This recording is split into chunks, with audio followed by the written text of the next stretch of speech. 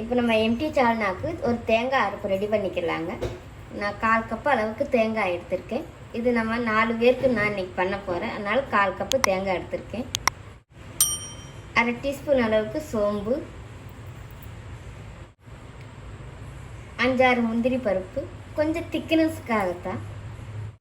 1/4 teaspoon அளவுக்கு கசகசா. உங்கள்கிட்ட கசகசை இருந்தால் நீங்கள் கசகசை சேர்த்துக்கலாம். அப்படி இல்லைன்னா நீங்கள் வெள்ளை எள்ளு கூட சேர்த்துக்கலாங்க. அதனால் ஒன்றும் இல்லை. கொஞ்சமாக தண்ணி சேர்த்துக்கலாம். சேர்த்து நல்லா மையாக அரைச்சி எடுத்துக்கலாங்க. நான் இப்போ தேங்காய் நல்லா மையாக அரைச்சி எடுத்துகிட்டு வந்திருக்கேங்க. இப்போ நம்ம சால்னா ரெடி பண்ணிக்கலாம். கொஞ்சமாக நல்லெண்ணெய் சேர்த்துக்கலாம். இப்போ எண்ணெயும் நமக்கு நல்லா சூடாகி வந்துருச்சுங்க. இப்போ நம்ம இதில் சின்னதாக ஒரு அன்னாச்சிப்பூ, 2 கிராம்பு, கொஞ்சம் கடற்பாசி சேர்த்துக்கோங்க. இது சால்னாவுக்கு டேஸ்ட்டு சூப்பராக இருக்குங்க. 2 ஏலக்காய், ஒரு துண்டு பட்டை, ஒரு பிரியாணி இலையும் சேர்த்துக்கோங்க. நான் மீடியம் சைஸில் ஒரு பெரிய வெங்காயம் இந்த மாதிரி நிகழமாக கட் பண்ணி எடுத்துருக்கேங்க. இப்போ இதையே இது கூட சேர்த்துக்கலாம். கொஞ்சமாக கறிவேப்பிலை. இப்போ நம்ம இந்த வெங்காயத்தை நல்லா பொன்னிறமாக வதக்கி எடுத்துக்கலாங்க. இப்போ நான் எடுத்துருக்கிற மெஷர்மெண்ட்டில் 4 பேர்த்துக்கு சாப்பிட்ற அளவுக்கு கரெக்டாக இருக்குங்க. ஒரு ஃபேமிலிக்கு தக்கன கரெக்டாக இருக்கும். இன்றைக்கி நான் எடுத்துருக்கிற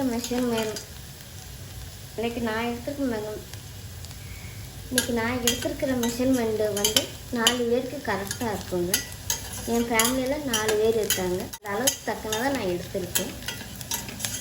இப்போ நான் வெங்காயத்தை நல்லா வதக்கி எடுத்துட்டேங்க. இப்போ நம்ம இதில்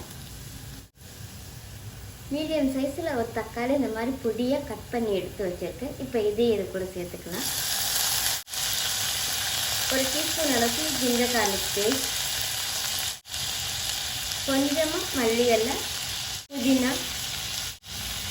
இப்போ நம்ம இந்த சால்னாவுக்கு தேவையான அளவு உப்பு இந்த தக்காளி கூட சேர்த்து தக்காளியை நல்லா வதக்கி எடுத்துக்கலாங்க.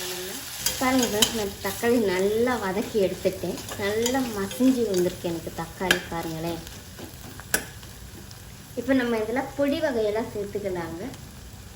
1/4 டீஸ்பூன் அளவுக்கு மஞ்சள் பொடி, 1/2 டீஸ்பூன் அளவுக்கு மிளகா பொடிங்க.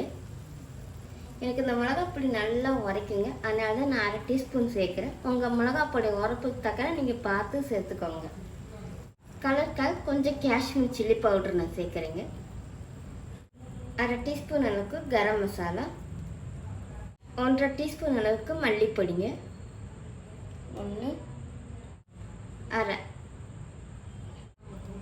1/2 டீஸ்பூன் அளவுக்கு சிக்கன் மசாலா. இப்போ நம்ம பொடி வகை எல்லாமே சேர்த்தாச்சுங்க. இப்போ நம்ம இதை பச்சை வாசனை போகிற அளவுக்கு நல்லா வதக்கி எடுத்துக்கணுங்க. நமக்கு எண்ணெயெல்லாம் நல்லா தெளிஞ்சு வருங்க. அந்த அளவுக்கு நம்ம அதை வதக்கி எடுத்துக்கிறணும். சைடில் வந்து நமக்கு எண்ணெய் நல்லா தெளிஞ்சு வரணுங்க.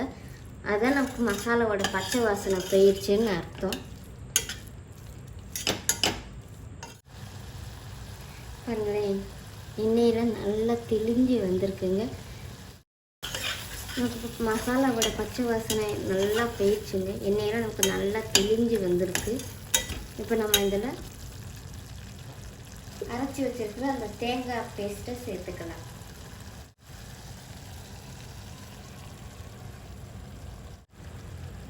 இப்போ தேங்காய் அரைச்சி அந்த மிக்ஸி ஜார்லேயே 1.25 கிளாஸ் அளவுக்கு தண்ணி சேர்த்துக்கோங்க கிரேவிக்காக.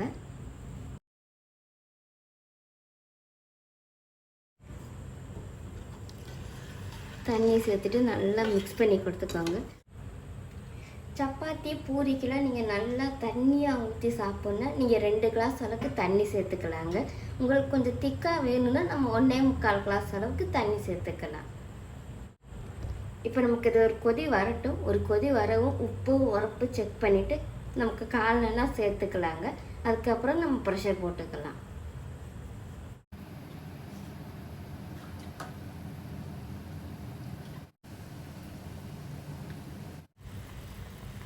பாருங்களேன், நமக்கு இது இப்போ கொதிக்குதுங்க. இப்போ நம்ம உப்பு உரப்பு செக் பண்ணிக்கலாம்.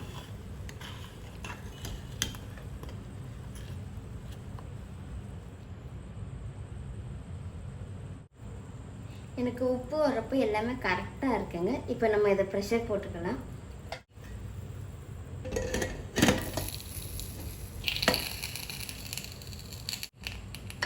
ரெண்டு விசில் வச்சு எடுத்துக்கலாங்க. நம்ம 2 விசில் விட்டு எடுத்துக்கலாங்க. நம்ம இப்போ ப்ரெஷர்லாம் வேஸ்ட்டுங்க. இப்போ நம்ம ஓப்பன் பண்ணிக்கலாம்.